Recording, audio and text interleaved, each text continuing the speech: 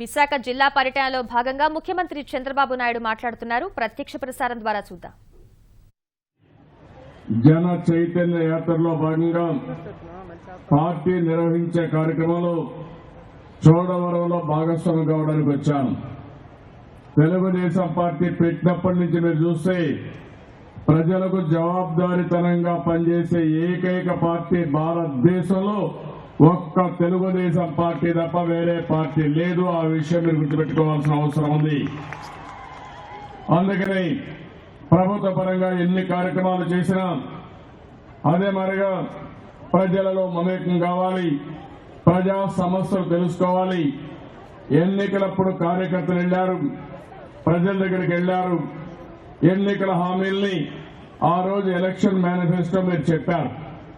అదేవిధంగా మనం ఒక జవాబుదారీ ప్రభుత్వాన్ని ఇస్తున్నాం కాబట్టి మళ్లీ ప్రజల దగ్గరికి వెళ్లి మనం ఏం చేశాం, ఏం చేయబోతున్నామో ఎప్పటికప్పుడు చెప్పి వారి ఆశీర్వాదాలు తీసుకోవాల్సిన అవసరం ఉంది. ఈరోజు నేను చోడవరానికి వచ్చాను. మొత్తం రోడ్డంతా నడిచాను. మీ ఉత్సాహం చూశాను, మీ అభిమానం చూశాను. మీరు చూపించిన అభిమానం నా జీవితంలో ఎప్పుడూ మరిచిపోలేను. అంత అభిమానం చూపించారు. చోడవరం తెలుగుదేశం పార్టీకి కంచు కోట. ఎప్పుడు కూడా తెలుగుదేశం పార్టీని గెలిపించారు. అంత ఆదరణ చూపించిన మిమ్మల్ని మరొక్కసారి మనస్ఫూర్తిగా అభినందిస్తున్నా, ధన్యవాదాలు కూడా తెలియజేస్తున్నాను. ఈరోజు రాష్ట్రంలో ఉండే ప్రతి ఒక్కరూ అర్థం చేసుకోవాల్సిన అవసరం ఉంది. ప్రజాస్వామ్యంలో ఏదైతే రాజకీయ పార్టీలు ఎన్నికల హామీలు ఇస్తాం, అదే మరి మీకు సమస్యలుంటే అధికారంలో ఉన్న ప్రతిపక్షంలో ఉన్న మీకు అండగా నిలబడతాం. అదే మరిగా ఎన్నికలు అయిన తర్వాత ప్రజలందరూ ఆశీర్వదిస్తే ప్రభుత్వం వస్తుంది. ప్రభుత్వం వస్తుంది అటు ప్రజలకు చేసే పనుల్ని ప్రభుత్వ పరంగా పార్టీ పరంగా ఎక్కడికక్కడ సమన్వయం చేసుకొని పోవాల్సిన అవసరం ఉంది. నేను కార్యకర్తలందరికీ ఒకటే కోరుతున్నా, మీరందరూ ఇక్కడ ఉన్నారు.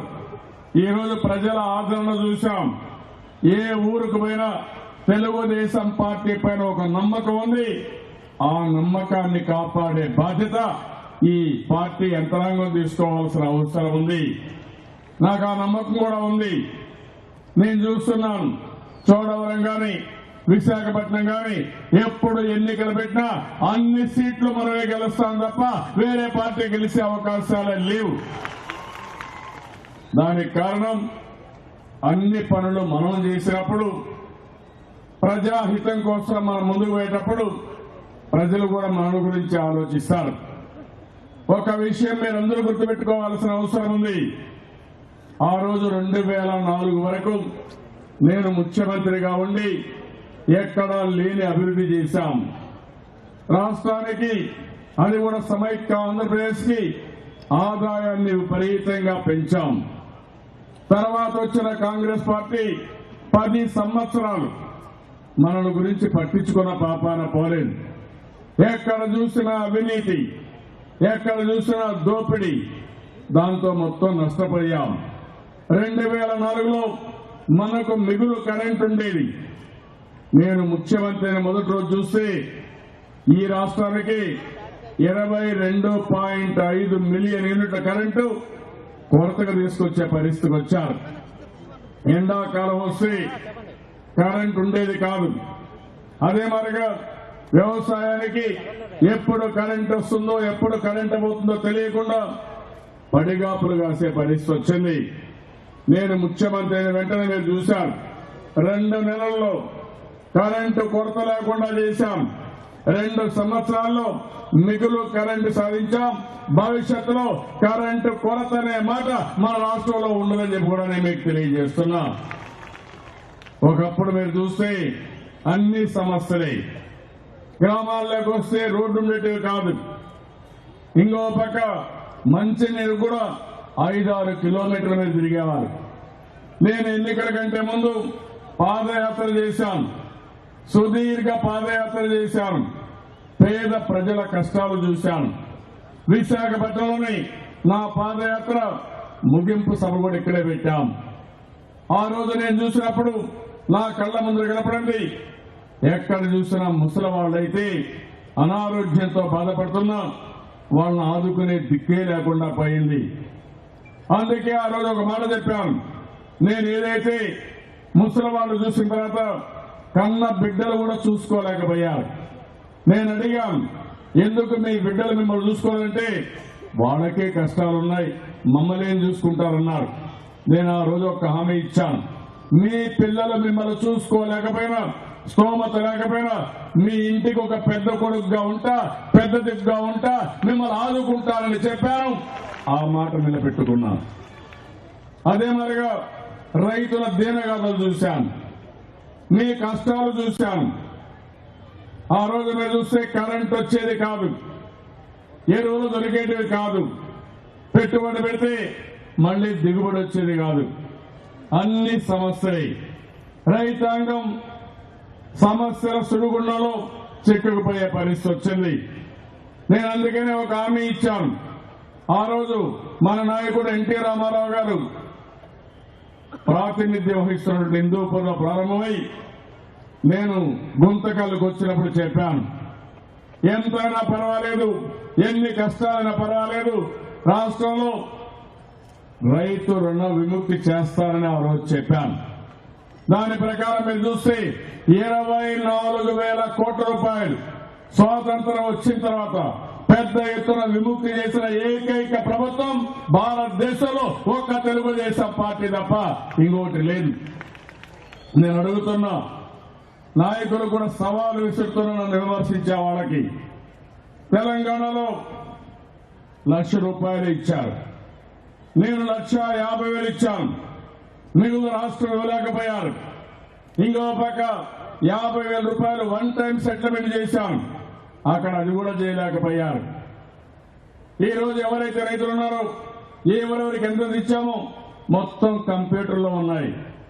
ఇప్పుడు కూడా హామీ ఇస్తున్నాం, ఎవరైనా ఆ రోజు రికార్డులో మీరు తీసుకుని మీకు డబ్బులు రాకపోతే ఇప్పించే నా బాధ్యత నాది. కానీ రికార్డులో లేకుండా నాకు కూడా ఇమ్మంటే అది సాధ్యం కాని పని. దానివల్ల చాలా వరకు సమస్యలు వస్తాయి. అదే మరిగా రైతు కోసం ఎన్నో కార్యక్రమాలకు శ్రీకారం చుట్టాం. దానివల్ల కొంతవరకు మంచి ఫలితాలు వస్తున్నాయి. ఇంకో పక్కన మీరు ఒకసారి చూస్తే డాక్రా సంఘాలు నేనే పెట్టాను. నేను అందుకే చెప్పాను, నా మానసిక పుత్రిక ఈ డాక్రా సంఘాలు తప్ప ఇంకోటి కాదు. నేను సృష్టించిన సంఘాలు ఈ సంఘాలన్నీ 10 ఏళ్లు మిమ్మల్ని కూడా దెబ్బతీశారు. మీరు అప్పులు చేశారు, మైక్రో ఫైనాన్స్ లో అప్పులు చేశారు. పొదుపు ఉద్యమం ఆటకెక్కే పరిస్థితి వచ్చింది, అనేక సమస్యలు వచ్చాయి. అందుకే నేను తీసుకున్న నిర్ణయం, ఒక్కొక్క మెంబర్కి ₹10,000 చొప్పున ₹10,000 డాక్రా సంఘాలకు ఇచ్చింది తెలుగుదేశం ప్రభుత్వం. ఆ విషయం మీరు గుర్తుపెట్టుకోవాలి. ఇప్పటికే 6,500 కోట్ల రూపాయలు రిలీజ్ చేశాను. ఇంకా ఒక 3,500 కోట్లు చేయాలి, అవి కూడా కంప్లీట్ చేస్తాను.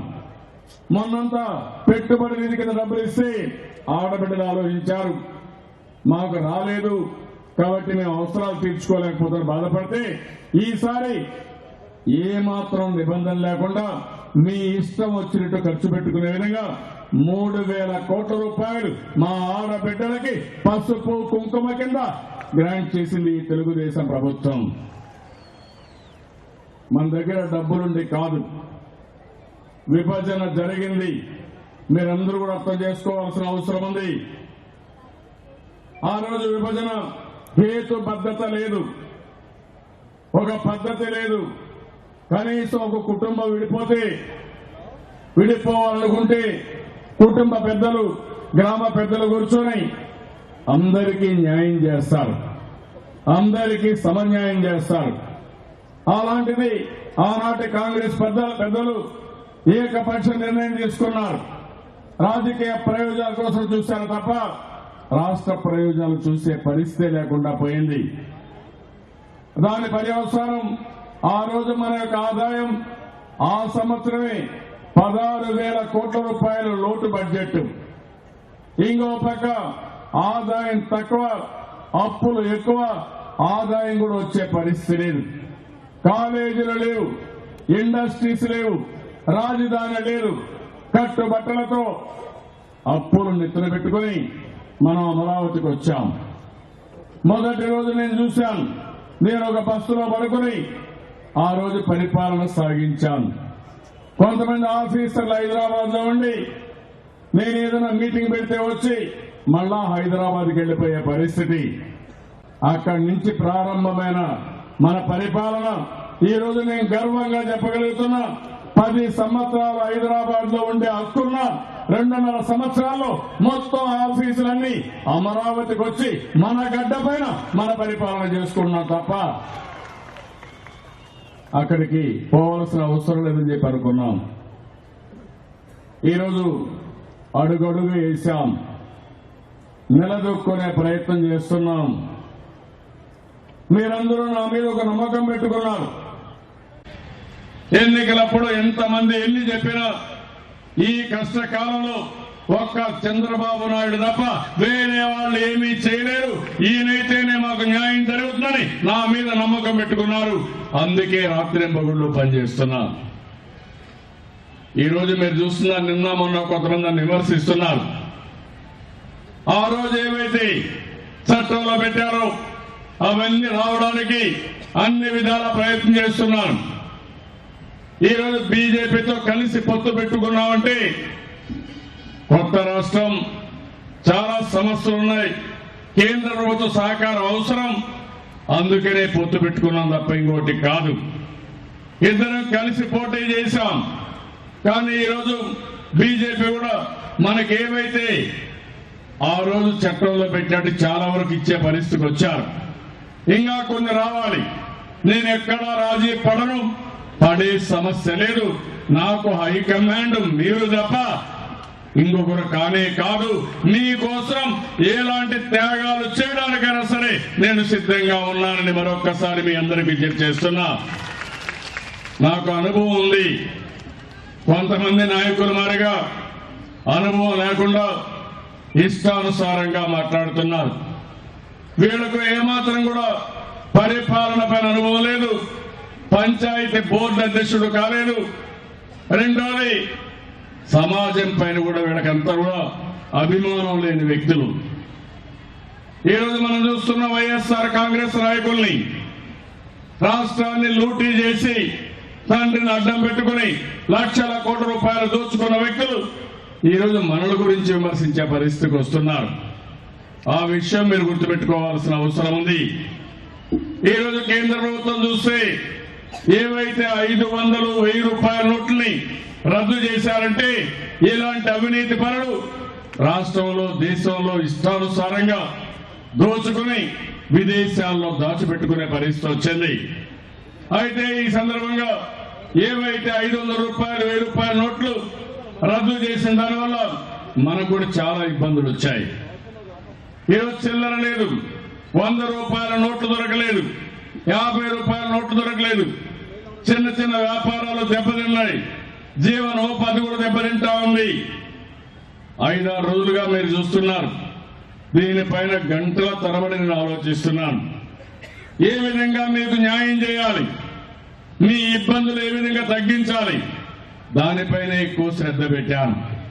అది పెట్టిన తర్వాత నాకు అనిపించింది, మీరు కూడా ఏవైతే జన్ధన్ అకౌంట్ కానీ రూపీ కార్డు తీసుకుని బ్యాంకుల్లో నగదు బదులు ఈ యొక్క ట్రాన్సాక్షన్స్ అన్ని రూపీ కార్డు ద్వారా చేసుకుంటే చాలా వరకు సమస్యలు పరిష్కారం అవుతాయి.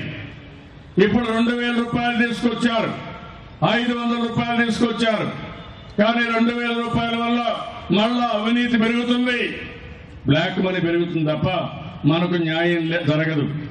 కానీ 2000 రూపాయలు పోయిన తర్వాత 5000 రూపాయల నోట్లు కూడా పెద్దగా ముద్రీకరించలేకపోతున్నారు. అయితే దీర్ఘకాలంలో మనకు లాభాలు ఉంటాయి, అవినీతి తగ్గుతుంది, బ్లాక్ మనీ తగ్గుతుంది, తాత్కాలికంగా ఇబ్బందులున్నాయి. ఈ తాత్కాలిక ఇబ్బందులు అధిగమించాలంటే ప్రతి ఒక్కరు కూడా మీ అకౌంట్ లో డబ్బులు వేసుకునే అలవాటు నేర్చుకోవాలి. దీనికి 2 మార్గాలు ఉన్నాయి. ఒకటి, మీ అకౌంట్లో డబ్బు వేసుకుని మీ సెల్ ఫోన్ ద్వారానే మీరు మొబైల్ కరెన్సీకి అలవాటు పడే పరిస్థితి వస్తుంది. మీరు ఏ బ్యాంకులో డబ్బులున్నా ఆ డబ్బులు ఎవరికి ఇవ్వాలనుకున్నా వాళ్ళ దగ్గర కూడా ఒక చిన్న కంప్యూటర్ ఉంటే డబ్బులు ఆటోమేటిక్ గా ట్రాన్స్ఫర్ చేసే పరిస్థితి వస్తుంది. మీరు రూపీ కార్డు తీసుకుని మీ డబ్బులు ఎంతుందో ఎప్పటికప్పుడు చూసుకుంటూ బ్యాంకులో డబ్బులుంటే ఆటోమేటిక్ గా మీ కార్డు ద్వారా మీరు ఎక్కడ కావాలంటే అక్కడ షాపింగ్ చేసుకోవచ్చు. ఫేర్ ప్రైస్ షాపులు ఉన్నాయి. పాస్ మిషన్ పెట్టాం. మీ వేలి ముద్రతో మీ బియ్యం గారు అవన్నీ ఇస్తున్నాం. ఈరోజు 1వ తారీఖున నేను పంచాయత్ సెక్రటరీని మీ ఇంటికి పంపిస్తున్నాను. 43 లక్షల మందికి పింఛన్లు ఇస్తున్నాం. మీ వేలి ముద్ర తీసుకుని కందురెప్పల సహాయంతో ఇవి కూడా నేను కంప్లీట్ చేసే పరిస్థితికి వచ్చాను. అంటే రేపు కూడా మీరు అలవాటు చేసుకుంటే నగదు కాకుండా ఎక్కడికక్కడ రూపీ కార్డు కానీ, రెండవది నేరుగా సెల్ ఫోన్ ద్వారా కానీ మీరు కానీ డబ్బులు ట్రాన్సాక్ట్ చేయగలిగితే అన్ని షాపుల్లో, చిన్న చిన్న షాపుల్లో కూడా ఈ పాస్ ఉండాలి. అది కొత్త ఏం కాదు. మన ఫేర్ ప్రైస్ షాపుల్లో ఉండే మిషనే అక్కడ పెట్టుకుంటే అన్ని కూడా కొనుక్కుంటాం. మనకు ఏ ఇబ్బంది ఉండదు. ఇబ్బందులు తగ్గే అవకాశం వస్తుంది. అయితే నగదును పూర్తిగా విస్మరించలేం. 100 రూపాయలు కావాలి, 50 రూపాయలు కావాలి, అది కూడా ఇంకా ఎక్కువ డబ్బులు తెప్పించుకోవాల్సిన అవసరం ఉంది. అందులో కూడా కొన్ని ఇబ్బందులు ఉన్నాయి. నిన్నే నేను ఒక సెక్రటరీని ఢిల్లీకి బాంబేకి పంపించాను. అక్కడనే పెట్టాను. అది రావడానికి చాలా సమస్యలు ఉన్నాయి.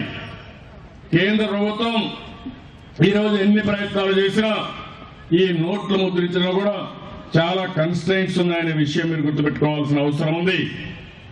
అయితే కేంద్రం మీద లేకుంటే రిజర్వ్ బ్యాంక్ పైన మనం ఎప్పటికప్పుడు ఒత్తిడి తీసుకొస్తున్నాం. అది వచ్చే వరకు మీ కష్టాలు తీరాలంటే ఎక్కడికక్కడ ముందు బ్యాంక్ అకౌంట్ తీసుకోవడం. నరేగా వర్కర్స్ ఉన్నారు. నేరుగా మీ బ్యాంకులో జన్ధన్ అకౌంట్ లో మీ డబ్బులు రోజువారీగా వేస్తాం. అక్కడి నుంచి రూపీ కార్డు పెట్టుకుంటే ఎంత డబ్బులుందో మీరు ఎవరి దగ్గర పోయే పని లేకుండా నేరుగా కొన్ని షాపులకు పోతే మీరే చేసుకోవచ్చు. బ్యాంకులు పోతే మీరే డబ్బులు తీసుకునే పరిస్థితి వస్తుంది. నిన్ననే గవర్నమెంట్ ఆఫ్ ఇండియాలో దేశం మొత్తం ఎన్పిసిఐ ఒక కంపెనీ ఉంటే ఈ ఆన్లైన్ లో ట్రాన్సాక్షన్ చేసే కంపెనీ, దాంతో కూడా మాట్లాడాను. చదువుకున్న వాళ్ళందరూ ఈ పని చేయగలిగితే కాస్త కోస్త చదువుకోని వాళ్ళు కూడా ఈరోజు డాక్రా సంఘాలు కంప్యూటర్ల ముందుకు పోతున్నారు. అవి కూడా మనం చేసుకునే అవకాశం ఉంటుంది. రెండో విషయం మీరు గుర్తుపెట్టుకోవాల్సింది, నేను ఈరోజు ఏదైతే స్పెషల్ స్టేటస్ బదులు స్పెషల్ ప్యాకేజ్ ఇస్తామని కేంద్రం ముందుకు వచ్చారు. ఇది కూడా మీలో చైతన్యం కావాలి. మేము కొన్ని సాంకేతిక సమస్యల వల్ల మేము స్పెషల్ స్టేటస్ ఇవ్వలేకపోతున్నాం. ఆ రోజు పార్లమెంట్ లో ప్రధానమంత్రి హామీ ఇచ్చారు. కానీ దానికి సంబంధించి తూచా తప్పకుండా అమలు చేస్తాం. ఏ విధంగా అయితే మీకు సహాయం వస్తుందో పూర్తిగా దాన్ని ఏ విధంగా చేయాలో, స్పెషల్ స్టేటస్ కి ఎంత వనరులు వస్తాయో, ఎంత డబ్బులు వస్తాయో అంత డబ్బులు ఇస్తామని చెప్పి ముందుకు వచ్చారు. అది కూడా ఒక ప్రాజెక్టు ద్వారా, అంటే విదేశ రుణాలు మనం బారో చేసినప్పుడు మీకు వచ్చే డబ్బులన్నీ ఆ రూపేణ ఇస్తామని చెప్పి ముందుకు వచ్చారు. నేను దానికే ఒప్పుకున్నాను. మీ అందరికీ తెలుసు, నేను వీలైతే మన రాష్ట్రానికి 100 రూపాయలు ఎక్కువ తేవాలని ఆలోచిస్తాను తప్ప తక్కువ వస్తే ఎట్టి పరిస్థితిలో నేను ఒప్పుకునే సమస్య లేదు. అది సమస్య రాదు. ఎక్కువ డబ్బులు వస్తే నాకే వెసులుబాటు. 4 రూపాయలు ఎక్కువ వస్తే 4 పనులు ఎక్కువ చేసి మీరు శభాష్ అనే పరిస్థితి వస్తుంది. దానికోసం నేను ప్రయత్నం చేస్తున్నాను తప్ప ఇంకోటి కాదు. కొంతమంది తప్పుడు ప్రచారం చేస్తున్నారు. ఇండస్ట్రీస్ ఇన్సెంటివ్స్ వస్తాయని, లేకపోతే అదనంగా డబ్బులు వస్తాయని, లేకపోతే ఏదో పెట్టుబడులు వస్తాయని తప్పుడు ప్రచారం చేస్తున్నారు. నేను అడుగుతున్నా, నాకంటే మిమ్మల్ని గురించి ఎక్కువ ఆలోచించే వాళ్ళు ఎవరుంటారో మీరే ఒక్కసారి ఆలోచించమని మిమ్మల్ని కోరుతున్నా. అనునిత్యం మీకోసం ఆలోచిస్తున్నా. ఈ రాష్ట్రమే నాకు కుటుంబం. ఈ పేదవాళ్ల కోసమే నేను అనిత్యం పనిచేస్తున్నాను తప్ప వేరే ఆలోచన స్వార్థం నాకు లేదని చెప్పి కూడా నేను మీకు తెలియజేస్తున్నా. నేను అందుకని ఈరోజు స్పెషల్ ప్యాకేజ్ ద్వారా మనకు రావాల్సింది వస్తే చాలా వరకు కొంతవరకు బయటపడతాం. నేను ఇప్పటికే మీరు చూశారు, నేను ఒక నిర్దిష్టమైన విధానంతో ఈరోజు ముందుకు వచ్చాను. ఇక్కడే కార్యకర్తలు ఉన్నారు, కొంతమంది ప్రజలు కూడా ఇక్కడ ఉన్నారు. మీరందరూ గుర్తుపెట్టుకోవాల్సింది, ఏదైనా ఒక రాజకీయ పార్టీ రాత్రింబగళ్ళు పనిచేస్తున్నామంటే మీ అందరూ కూడా మమ్మల్ని అభిమానించాలని, అదే మరిగా మేము చేసిన పనికి మళ్లీ రాబోయే ఎన్నికల్లో మీరు ఓట్లేస్తారని రాత్రింబగళ్ళు కష్టపడతాం. ఇది నా కోసరం కాదు, రాష్ట్ర భవిష్యత్తు కోసం, పేద ప్రజల ప్రగతి కోసం ప్రభుత్వాలన్నిటివి కంటిన్యూగా ఉండాల్సిన అవసరం ఉంది. 2004లో తెలుగుదేశం పార్టీ అధికారంలో కొనసాగుంటే ఈ రోజు మనకి సమస్యలే వచ్చేటివి కాదు. 10 సంవత్సరాలు నష్టపోయాం. ఈ రోజు నేను చేసే పని కూడా ఒక దీర్ఘకాలిక ప్రణాళిక పెట్టుకున్నాను. 2022కి భారతదేశంలో 3 అగ్ర రాష్ట్రాల్లో మనం ఒకటిగా ఉండాలి. 2029కి భారతదేశంలో నెంబర్ 1 రాష్ట్రం ఏదంటే దాని కేర్ ఆఫ్ అడ్రస్ గా ఆంధ్రప్రదేశ్ ఉండాలి. అది కూడా అభివృద్ధినే కాదు, సంక్షేమమే కాదు, హ్యాపీనెస్ కూడా, ఆనందం. నేను మిమ్మల్ని చూస్తున్నా, దారిలో వస్తా ఉంటే పేదవాళ్ళు కూడా ఎంత ఆనందంగా పరిగెత్తు వచ్చి నాకు స్వాగతం పలికారంటే మీ ముఖంలో ఆనందం చూసినప్పుడు దానికంటే నా జీవితంలో కోరుకునేది ఇంకొకటి లేదని చెప్పి కూడా నేను మీకు తెలియజేస్తున్నా. 2050కి ప్రపంచంలోనే ఒక అత్యున్నతమైన రాష్ట్రంగా మన రాష్ట్రం ఉండాల్సిన అవసరం ఉంది. ఇది సాధ్యమా అంటే సాధ్యం. విశాఖపట్నం మీరు చూశారు, 2 సంవత్సరాల కంటే ముందు హుదూద్ సైక్లోన్ వచ్చింది. పూర్తిగా నష్టపోయాం, తిరిగి కోలుకుంటామని భయపడ్డాం. 2 సంవత్సరాల్లో ప్రపంచం మొత్తం మెచ్చుకునే విధంగా, ప్రపంచం మొత్తం విశాఖపట్నానికి వచ్చేట్టుగా ఈరోజు విశాఖపట్నాన్ని తయారు చేశాం. ఈ రోజు మీరు చూస్తే క్రికెట్ మ్యాచ్ జరుగుతా ఉంది. మొదటిసారి మన రాష్ట్రంలో టెస్ట్ మ్యాచ్లు వచ్చాయి. అదే మరిగా వాళ్ళు వచ్చినట్టు చెప్తున్నారు, మేము ఎన్నో సిటీలు చూసాం, ఇంత క్లీన్ గా ఎక్కడా సిటీ లేదు, విశాఖపట్నం బ్రహ్మాండంగా ఉందని ఇంగ్లాండ్ నుంచి వచ్చిన వ్యక్తులు కూడా మెచ్చుకునే పరిస్థితి వచ్చారంటే అది తెలుగుదేశం పార్టీ చూపించిన చొరవ, మనం చేసిన పని అని చెప్పి కూడా నేను మీకు తెలియజేస్తున్నా. నేను అందుకని ఈ యొక్క జన చైతన్య యాత్ర సందర్భంగా నేను 3 కార్యక్రమాలకు శ్రీకారం చుట్టాను. ఒక కార్యక్రమం మీరు చూస్తే కుటుంబ వికాసం కోసం, ప్రతి ఒక్క కుటుంబం నా కుటుంబం. నేను ఇంకొక మాట కూడా చెప్పాను, మీరు గుర్తుపెట్టుకోవాలి. ఎన్టీ రామారావు గారు ఆ రోజు చెప్పింది, పేదరికం లేని సమాజం ఉండాలని, సమాజమే దేవాలయం, పేదవాళ్లే దేవుళ్ళని చెప్పిన వ్యక్తి చరిత్రలో మొట్టమొదటిసారిగా ఎన్టీ రామారావు గారు అనే విషయం మీరు గుర్తుపెట్టుకోవాలి. నేను తీసుకున్నది పేదరికం లేని సమాజాన్ని చూడాలనేది నా జీవిత లక్ష్యంగా పెట్టుకున్నాను. ఆర్థిక అసమానతలు తగ్గించాలనుకుంటున్నాను.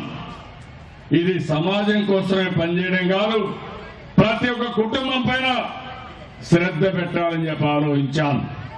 అందుకే కుటుంబ వికాసం కోసం, మీ ఆనందం కోసం ఈరోజు 15 సూత్రాల కార్యక్రమాన్ని తీసుకున్నాను. దీంట్లో కొన్ని కార్యక్రమాలు చేశాం. ప్రతి ఒక్క కార్యకర్త గుర్తుపెట్టుకోవాలి, రేపు రాబోయే రోజుల్లో మనం చేసిన పనుల వల్ల, ఆ గౌరవం వల్ల కాలరెత్తుకుని తిరిగే పరిస్థితున్నారు తప్ప ఎవరికి కూడా భయపడవలసిన అవసరం లేదని కార్యకర్తలకు తెలియజేస్తున్నా. ప్రజలకు కూడా విజ్ఞప్తి చేస్తున్నాను, నేను అన్ని జాగ్రత్తలు తీసుకుంటాను, నీతివంతమైన పాలన ఇస్తాను, సమర్థవంతమైన పాలన ఇస్తాను. పేదరికం లేని సమాజం కోసం నిరంతరం ప్రయత్నం చేస్తాను. మీ కుటుంబ వికాసం కోసం అన్ని విధాలా నేను సహకరిస్తాను. మీరు ఒక విషయం గుర్తుపెట్టుకోవాల్సిన అవసరం ఉంది. మీరు కష్టపడుతున్నారు. మీ కష్టానికి ఫలితాలు మెండుగా రావాలంటే ప్రభుత్వం యొక్క సిద్ధాంతాలు కానీ ప్రభుత్వం చేసే సహాయం కూడా చాలా ముఖ్యం.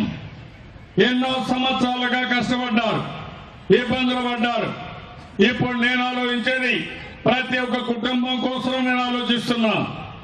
మీ ఇంట్లో 5-6 మంది ఉంటే చదువుకున్న వాళ్ళు ఎవరున్నారు, వృద్ధులు ఎవరున్నారు, మీ కష్టాలు ఏమున్నాయి, మీ ఆదాయం ఎంతుంది, ఇవన్నీ కూడా నేను సాధికార సర్వే చేస్తున్నా. ఆ సర్వేలో చాలా సమాచారం వస్తుంది. రేపు ఏ ఒక్క వ్యక్తి అడిగే పని లేకుండా మీకు ఏదైనా పెన్షన్ కానీ ఇవన్నీ రావాలంటే నేరుగా మీకు అందించే బాధ్యత నేను తీసుకుంటాను తప్ప మీరెవ్వరూ అనుమానపడవలసిన అవసరం లేదు. రెండోది ఇంకొక విషయం కూడా చెప్తున్నాను. కార్యకర్తలు కూడా కోరుతున్నాం, ప్రజలకు కూడా విజ్ఞప్తి చేస్తున్నా. పెన్షన్ లో ఎక్కడైనా అవకతవకలు జరిగితే నేను నేరుగానే నా వాయిస్ తో నెలవారీగా మీ దగ్గర సమాచారం తీసుకుని ఎక్కడ అవినీతి జరగకుండా పూర్తిగా సంక్షేమ కార్యక్రమాలు నిర్వహించే బాధ్యత నేను తీసుకుంటాను. అందరికీ సెల్ ఫోన్లు ఉన్నాయా? సెల్ ఫోన్లు ఉన్నాయని చెలిపైకెత్తండి. ఓకే, ఇంటికి ఒక సెల్ ఫోన్ ఉంది కదా. కాబట్టి రేపు రాబోయే రోజుల్లో సెల్ ఫోన్లు తీసుకోవడం కూడా కష్టం కాదు. నేను ఏదైనా ఒక పని చేసినప్పుడు మళ్ళా మధ్యవర్తులు కానీ ఎక్కడైనా లోపాలు జరగాలంటే నేరుగా లబ్ధిదారు దగ్గర సమాచారం తీసుకోగలిగితే ఆటోమేటిక్ గా మనకు పర్ఫెక్ట్ గా సమాచారం వస్తుంది. నిన్న కూడా చూశాను, ఈ యొక్క 500 రూపాయలు 1000 రూపాయల నోట్లు రద్దు చేసిన తర్వాత నిన్ననే రాష్ట్రంలో 1 లక్ష మంది దగ్గర నుంచి సమాచారం తెప్పించుకున్నాను. ఒక 9 క్వశ్చన్స్ వేశాను. అందులో కూడా సమాచారం ఇచ్చారు. దాన్ని ఆధారంగా చేసుకుని ఏ విధంగా పరిష్కారం చేయాలో పరిష్కారం చేయడం కోసం ముందుకు పోతున్నాను. ఇక్కడికి వచ్చినప్పుడు మీరు గుర్తుపెట్టుకోవాల్సిన అవసరం ఉంది. 15 సూత్రాలు ప్రతి ఒక్క కుటుంబానికి వర్తిస్తాయి, పేద కుటుంబాలకు వర్తిస్తాయి. మీ కుటుంబ వికాసం కోసం మొదటి పాయింట్ వచ్చి జీవన భద్రత. పెన్షన్లు ఇస్తున్నాను, 43 లక్షల పింఛన్లు ఇస్తున్నాం. ఇంకా ఎవరైనా పేదవాళ్ళకు కానీ వేరే కారణాల వల్ల రాకపోతే జనవరి నెలలో జన్మభూమి కార్యక్రమం ఉంది, అందులో ఇచ్చే బాధ్యత నేను తీసుకుంటాను. అర్హుల్ని ఎవరిని విస్మరించే పరిస్థితి ఉండదు. రెండోది ఆహార భద్రత. ఒక్కొక్కరికి 5 కేజీలు ఇస్తున్నాం, కిరోసిన్ ఇస్తున్నాం. ఎక్కడ కూడా ఇబ్బంది లేకుండా ఈ పాస్ పెట్టి 1 గ్రాము కూడా తక్కువ లేకుండా ఇస్తున్నాం. రంజాన్ తోఫా ఇచ్చాం, క్రిస్మస్ గిఫ్ట్ ఇచ్చాం, సంక్రాంతి కానుక ఇచ్చాం. మళ్ళీ రేపు సంక్రాంతి వస్తా ఉంది. పేదవాళ్లు పండుగ చేసుకోవడానికి 450 కోట్ల రూపాయలతో మళ్ళీ సంక్రాంతి కానుక ఇస్తున్నామంటే అది తెలుగుదేశం పార్టీ పేదవాళ్ల పట్లుండే అభిమానం. డబ్బులుండే వాళ్ళు పండుగ చేసుకోవడం కాదు, పేదవాడు కూడా పండుగ రోజున పప్పన్నం తినాలి, నెయ్యేసుకొని తినాలి. కుటుంబ సభ్యులు ఆనందంగా పండుగ చేసుకుని ఆనందంగా ఉండాలనే ఉద్దేశంతో ముందుకు పోతున్నాం. చంద్రన్న బీమా పథకం మీరు చూడండి, ఒక అభద్రత భావం ఉండేది. ఎవరైనా చనిపోతే నా పిల్లలు ఏమవుతారు, నా భార్య ఏమవుతుంది అని బాధపడే పరిస్థితి. ఒక్కొక్కసారి నేను గాని అంగవైకల్యం వస్తే కుటుంబాన్ని ఎట్ట పోషించాలనే బాధ ఉండేది.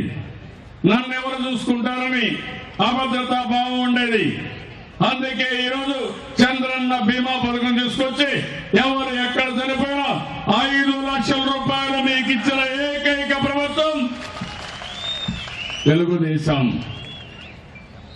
ఒకవేళ పూర్తిగా వికలాంగులైతే 5 లక్షలు, పాక్షికంగా వికలాంగులైతే 3,62,000, సహజ మరణమైతే 30,000, అంత్యక్రియలకు ఆ రోజే 5,000 రూపాయలు ఇవ్వడం, పిల్లల చదువుకి ఇద్దరికి 1,200 రూపాయల చొప్పున సహాయం చేయడం, ఇలాంటి కార్యక్రమానికి మనం శ్రీకారం చుట్టాం. ఇంకో పక్కన ఇంధన భద్రత, కరెంటు ఎక్కడ కూడా ఇబ్బంది లేదు. ఈ రోజు రాష్ట్రంలో ఎన్ని ఇళ్లున్నాయో అన్ని ఇళ్లకు కరెంట్ ఇచ్చాం. ఇది భారతదేశంలో మొట్టమొదటి రాష్ట్రం అన్ని ఇళ్లకు కరెంట్ ఇచ్చి 24 గంటలు కరెంట్ ఇచ్చిన ఏకైక ప్రభుత్వం తెలుగుదేశం ప్రభుత్వం. మీరు గుర్తుపెట్టుకోవాలి. అందుకే నేను ఇంధన భద్రత అన్నాను. షెడ్యూల్ కులాలకి, షెడ్యూల్ తెగలకి 50 యూనిట్ల కరెంటు ఉచితంగా ఇస్తాం. ఆ డబ్బులు గవర్నమెంటే ఖర్చు పెడుతున్నాం. ఎల్ఈడి బల్బునిచ్చాం. అన్ని విధాలా మీకు ఖర్చులు తగ్గిస్తున్నాం. నేను ఒకటి ఆలోచించాను, పేదవాళ్ళు కష్టపడకూడదని. ఆడబిడ్డలు వంట చేయాలంటే అనేక ఇబ్బందులు వచ్చేటివి. అందుకే ఈరోజు గ్యాస్ ఇచ్చాను, వంట గ్యాస్ ఇచ్చాను. దేశంలో ఏ రాష్ట్రంలో లేదు. ఆ రోజు 35 లక్షలు ఇచ్చాను. రేపు జూన్ 2వ తారీఖున అన్ని ఇండ్లకు వంట గ్యాస్ ఇస్తాను. దీపం కార్యక్రమంలో 100% వంట గ్యాస్ కనెక్షన్లు ఇచ్చి మీ ఇబ్బందులు తొలగించే బాధ్యత నాదని చెప్పి కూడా నేను మీకు తెలియజేస్తున్నా. మా తమ్ముడు కూడా గుర్తుపెట్టుకోవాలి. ఒకవేళ ఆడబిడ్డలు ఎవరైనా డాక్రా సంఘాల్లో పని మీద పోతే వంట గ్యాస్ ఉంది కాబట్టి వంట చేయడం కష్టం కాదు, మీరు సులభంగా వంట చేసుకునే పరిస్థితి వస్తుంది. ఆ విషయం కూడా గుర్తుపెట్టుకోవాల్సిన అవసరం ఉంది. ఇంకో పక్కన ఆత్మగౌరవం, మరుగుదొడ్డి, ఇది నాగరికతకు చిహ్నం. మరుగుదొడ్డి లేకపోతే అనాగరికం. కంప్యూటర్ ఉంది, సెల్ ఫోన్ ఉంది, మరుగుదొడ్డి మాత్రం లేదు. రోడ్డు మీద మరుగుదొడ్డికి పోవడం ఇలాంటివన్నీ కూడా చాలా బాధాకరం. ఈరోజు మున్సిపాలిటీ అన్నింటిలో మరుగుదొడ్డి కార్యక్రమాలకి శ్రీకారం చుట్టాం.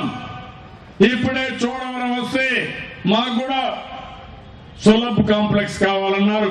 తప్పకుండా చోడవరంలో సులభ్ కాంప్లెక్స్ కట్టిస్తున్నామని చెప్పి కూడా నేను మీకు తెలియజేస్తున్నాను. నేను ఒక పిలిపిస్తున్నాను. 2018 లోపల 15,000 రూపాయలు ఇస్తున్నాం ఒక మరుగుదొడ్డికి. అందరూ ఈ మరుగుదొడ్లన్నీ పూర్తి చేయాల్సిన బాధ్యత మీ మీద ఉంది. ఇది జరిగితే రాష్ట్రం నెంబర్ 1 రాష్ట్రంగా ముందుకు పోతాం.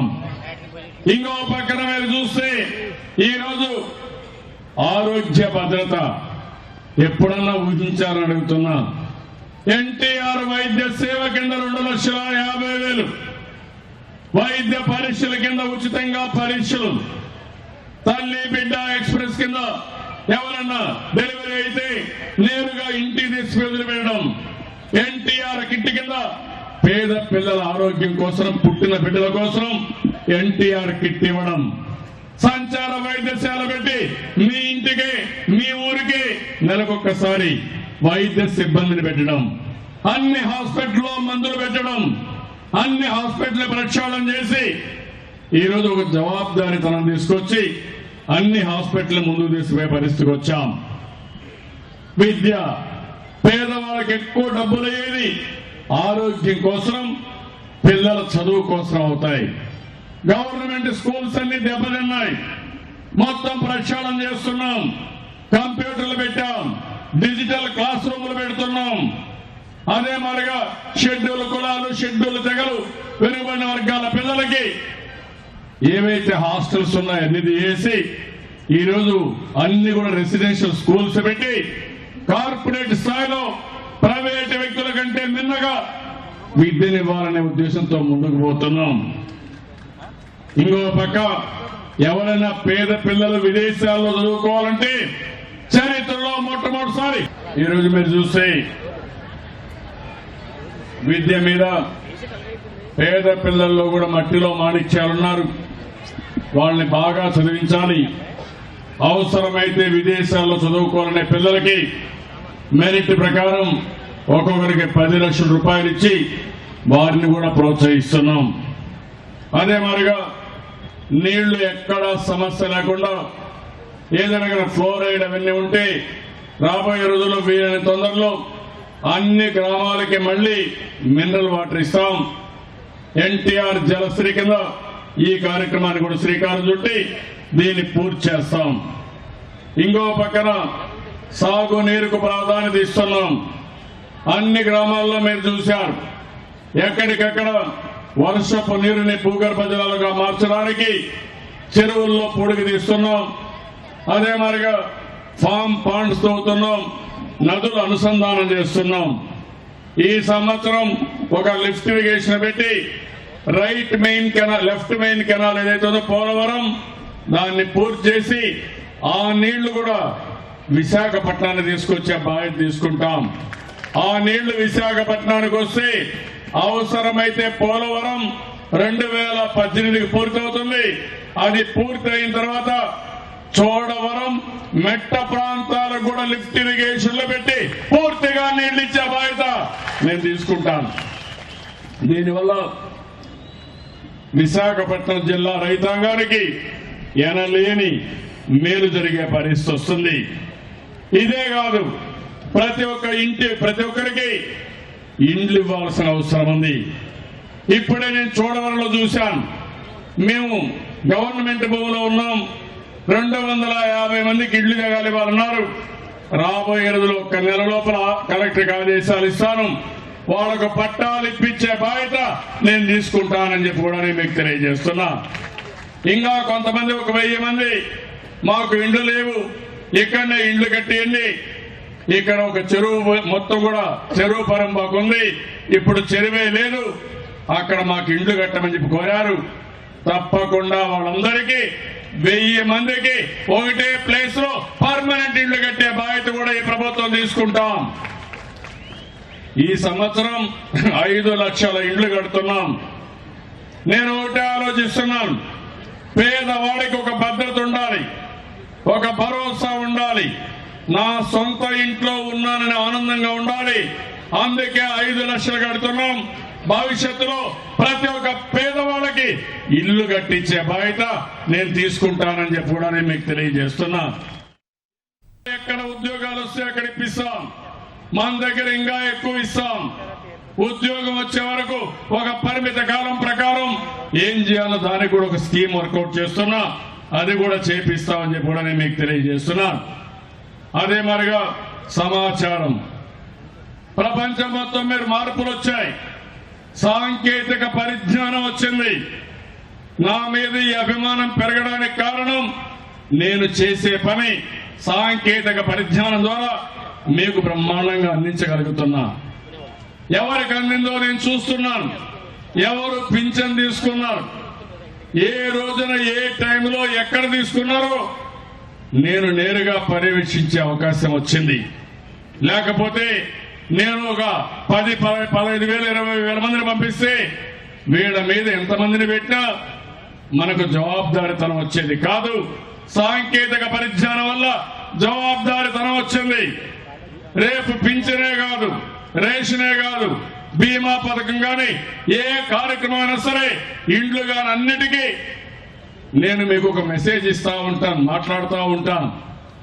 మీకు సక్రమంగా అందుంటే సక్రమంగా అన్ని చెప్తారు. ఎక్కడన్నా అందలేదంటే మళ్ళా మీ సమాచారం ఇస్తే ఎందుకు అందలేదో ఆ అందే విధంగా చేసే బాధ్యత, ఒక జవాబుదారీతనం నేను తీసుకుంటానని రాష్ట్ర ప్రజానికానికి అందరినీ కోరుతున్నానని చెప్పి కూడా నేను మీకు తెలియజేస్తున్నాను. దీనివల్ల చాలా వరకు సుజావుగా జరుగుతాయి. ఇది కాకుండా 15వ పాయింట్ మీరు చూస్తే ప్రతి ఒక్కరి ఆదాయం పెరగాలి. నేను ఇచ్చిన 14 పాయింట్లు మీకు తాత్కాలికమైనటువంటి కొంత వెసులుబాటు వస్తుంది. శాశ్వతంగా వెసులుబాటు రావాలంటే మీ ఆదాయం పెరగాలి.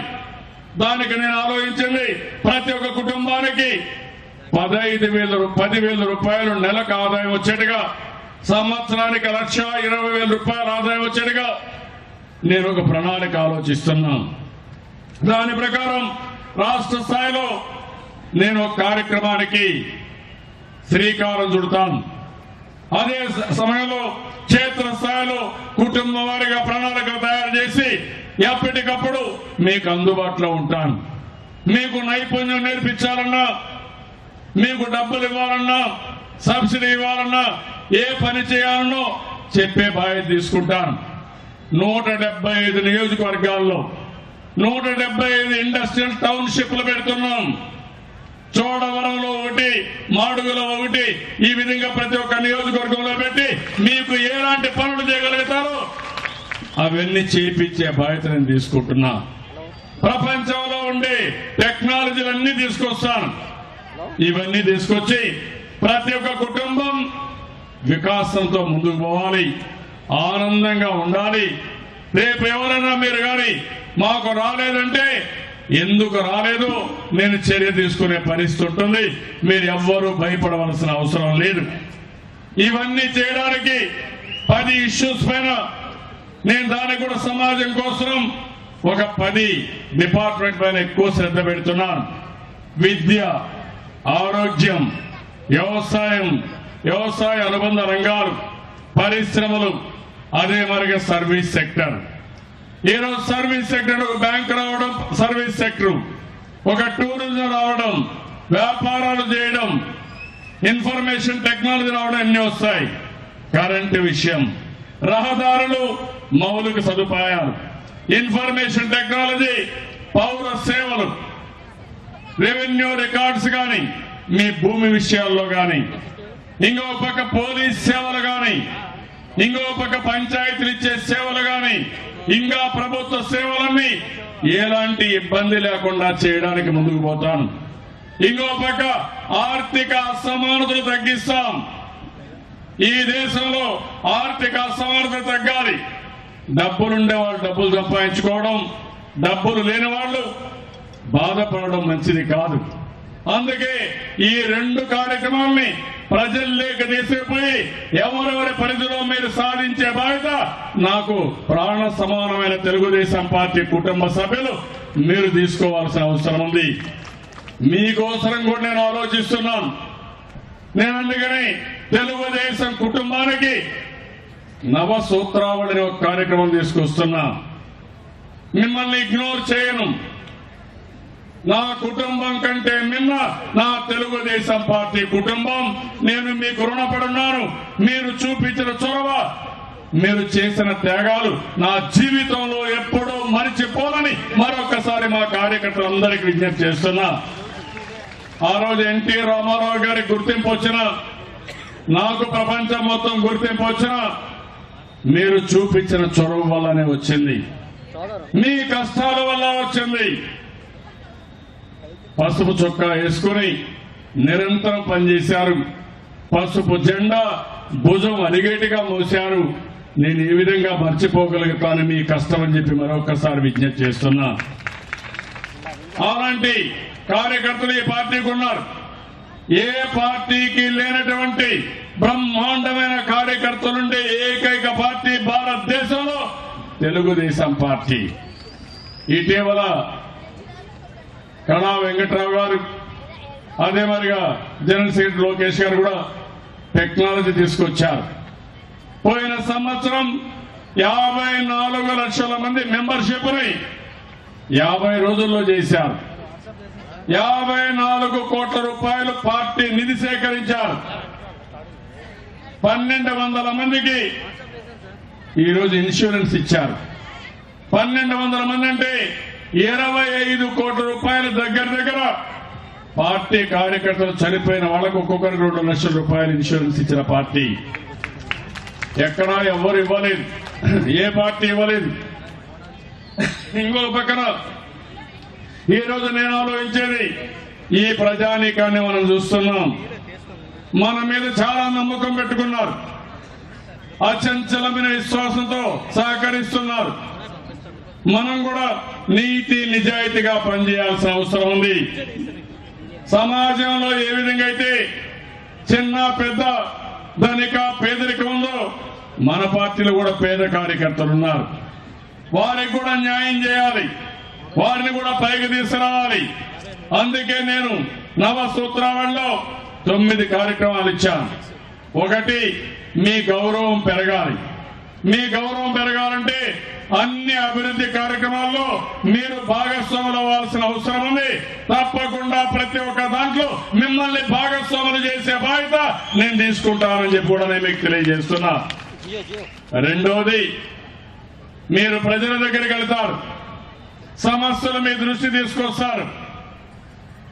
తెలుగుదేశం పార్టీ పేదవాళ్ల సమస్యలు పరిష్కారం చేసి పవిత్ర దేవాలయంగా పనిచేయాలి. ఎవరు మన పార్టీ ఆఫీస్కి వచ్చినా, మన కార్యకర్త దగ్గరికి వచ్చినా ఆ సమస్య నిస్వార్థంగా పరిష్కారం అవుతుందని అందరూ భావించాల్సిన అవసరం ఉంది. నేను కార్యకర్తలను ఒకటే కోరుతున్నాను, మీరు ఇక్కడ ఎవరు కూడా మన పార్టీకి పనిచేశారా చేయలేదని ఆలోచించడం కాకుండా పేదవాళ్ళందరికీ సేవ చేయాల్సిన అవసరం ఉంది.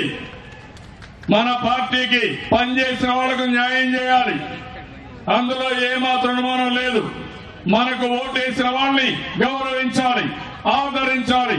అప్పుడే ఇంకా 10 మంది ఎక్కువ మనకు ఓటేసే అవకాశం ఉంటుంది.